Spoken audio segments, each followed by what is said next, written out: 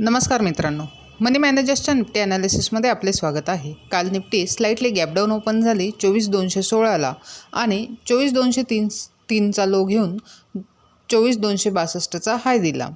त्यानंतर slowly down move करत साधारण 1 तासानंतर 24,200 खाली ब्रेक केले आणि 24,135चा लो बनवला। त्यानंतर पूर्ण वेळ 24,200 या लेवलने मॅग्नेटचे काम केले आणि 24,187ला क्लोज झाली।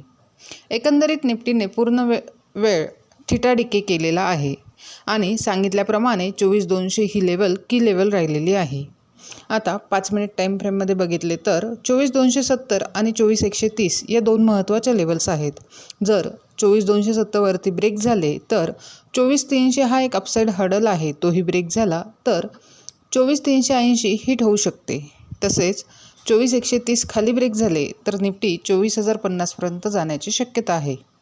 30 मिनिट टाईम फ्रेममध्ये बघितले तर डाऊन साईडला एक ट्रेंड लाईन बसत आहे। जर ही ब्रेक झाली तर चांगला ट्रेड होऊ शकतो। ओव्हरऑल मार्केट एका रेंजमध्येच मूव्ह करत असल्याने ट्रेड करताना काळजीपूर्वक करावा।